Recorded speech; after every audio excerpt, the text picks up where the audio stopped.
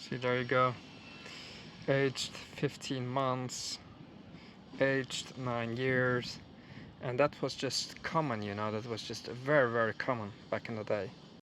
Aren't these tombstones a stark reminder that you should really focus on living this life?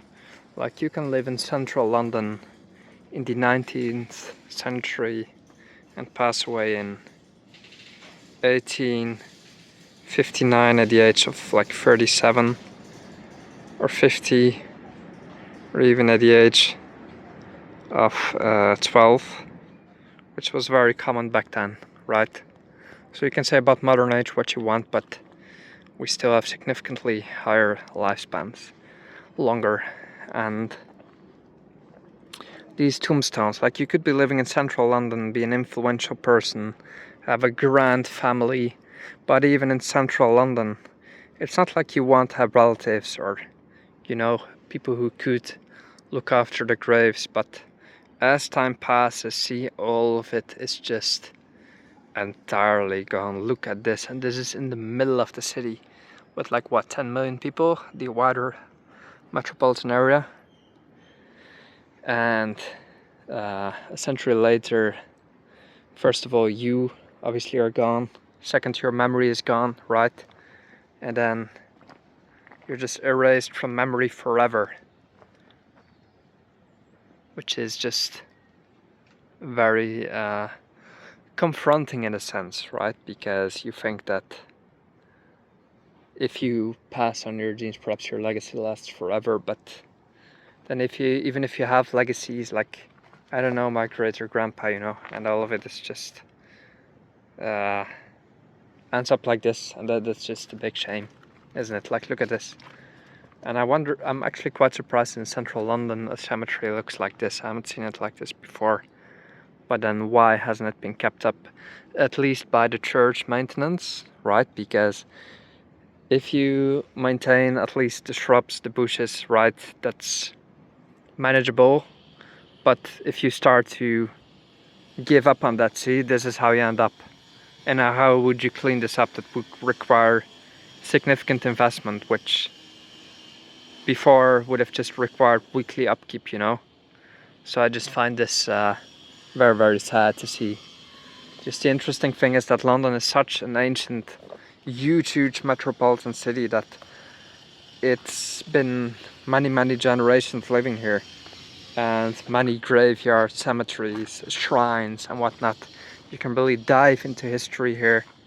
The tube, the underground, goes really deeply through history, several layers, through the Roman city and whatnot. And who knows how many graves have been dug up, removed, passed over just to build a tube like 200 years ago, whatever.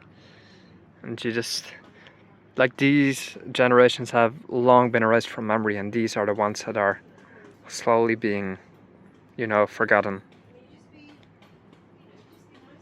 It's absolutely fascinating, but yeah, that's life, you know.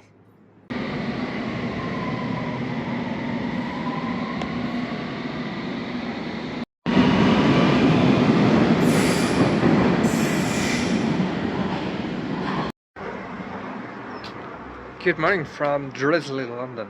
It is right now Friday, the 6th of September.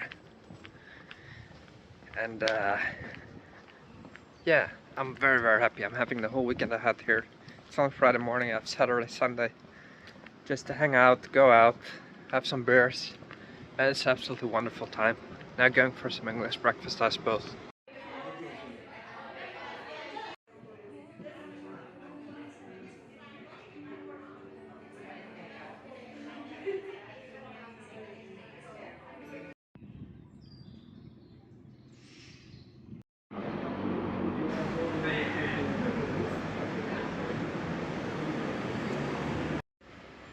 We're exploring the area of Hampstead. Local, just these stunning city houses here. I would absolutely love to live in the city in general, but especially this area, northwestern London. Beautiful. The Fenton House and Gardens. The London gardens are like no other in the world.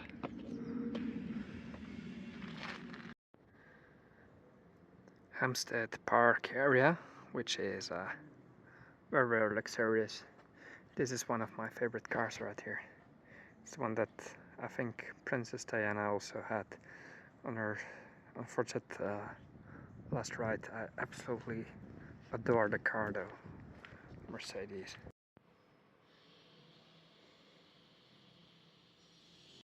Now here's a bit of an older tombstone that at least I suppose relatives have made some effort to you know, have it kept up in the way of a sign, because the stone is weathered, right? And you can just read how severe, tedious and painful malady expired at the age of 61. Died after long and severe suffering at age 50.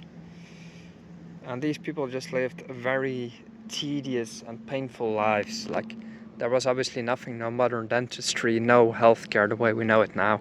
And yeah, we complain a lot in the modern day era about politics and whatnot. But in my opinion, there's still no better time to be alive in terms of the conveniences that we have. Like, we can afford ourselves to complain about all of this. But I honestly think it is a grand time to be alive. My struggles are nothing compared to those of the people here.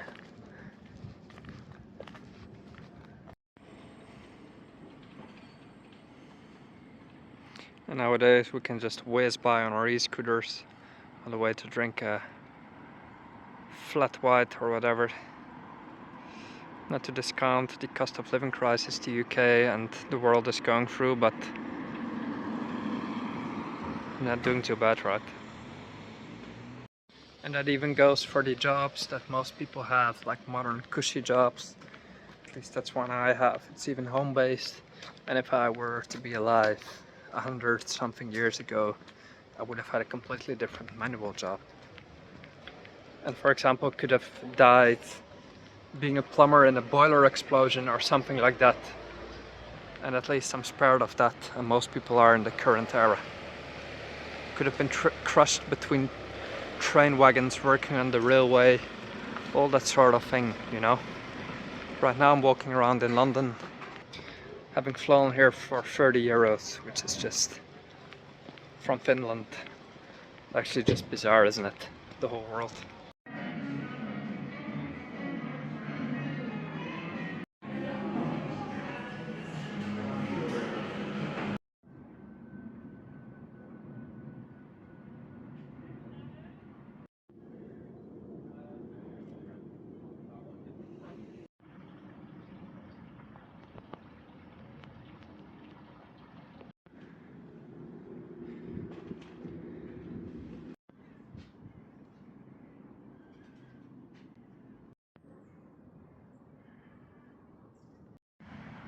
There's a fox here right in the park, see? Hampstead Heath.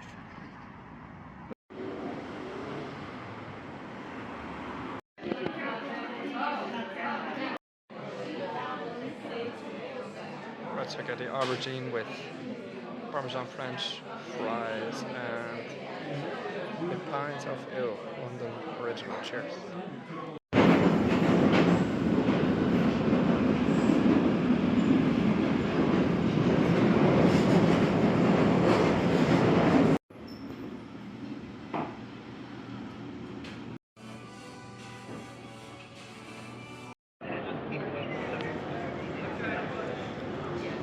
So I always love this exact place right next to Charing Cross station. The ancient entrance to London, even from Roman times, Londonium. Charing Cross was an entry point to the city. And nowadays I love seeing the slightly decaying architecture and just the urban sprawl of this area of central London.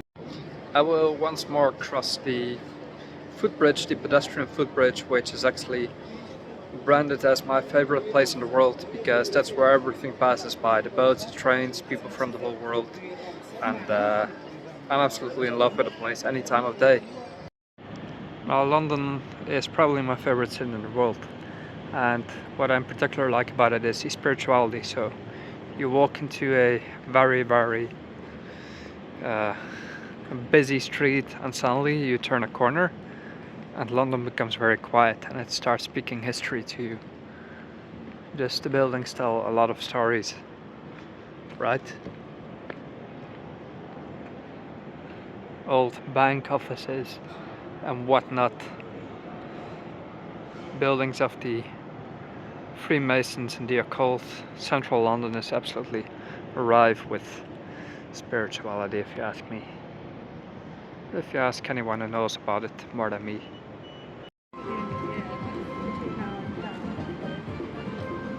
Once more, my favorite place in the whole world. Would prefer if there's no music and I can just hear the trains and the boats and stuff and all the languages spoken. But it's always a good vibe here. Look at this.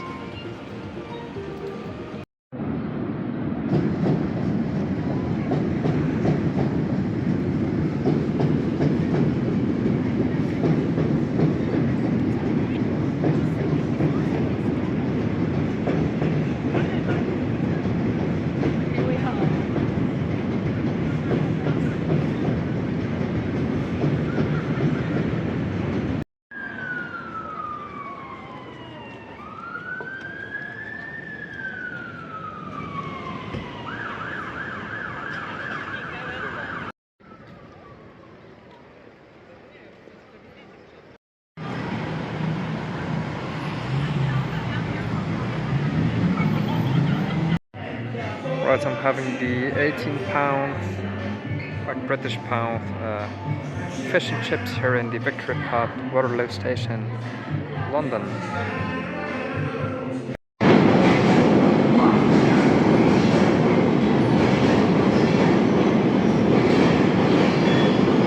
Please pass along the platform and do not wait in the yellow box area to avoid congestion on the platform.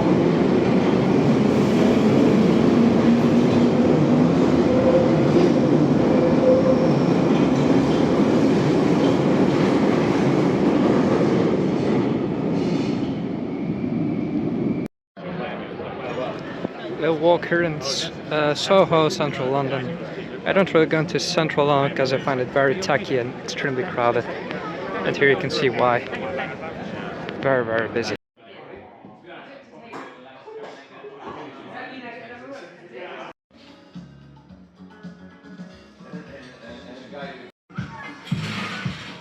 So I have this beef dish here for £13, which is basically a steal for central London.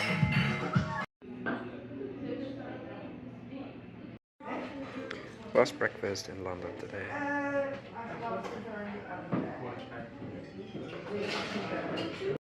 What's up? Good morning from semi-sunny London.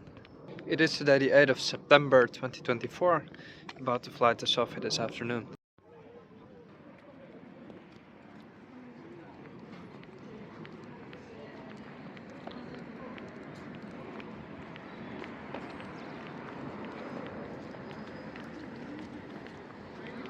Real cool railway bridges all over London.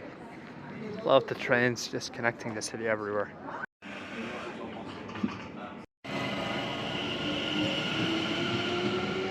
That's the London Overground at South Tottenham. I'll walk for 5 minutes to Seven Sisters Station and take the Stansted Express to Stansted Airport, from which I'll take a Ryanair flight to Sofia, Bulgaria for £30, like 35 euros. Alright. Just the horrors of modern travel. This is Stansted Airport. It's so incredibly busy, but at least I'm really on time. Can do some shopping. Look at all of these crowds. It's like just a gigantic bus station. It has a lot of flights anyway. They're affordable, so let's go to Bulgaria. There it is, right on time from Sofia. Right, so it's not like I'm having two pizzas here, but shout out to Domino's in where are we? Suhatarka, right here They made me the wrong pizza, or the American hot. They made me the pepperoni. I said, hey, just missing the peppers and the onion.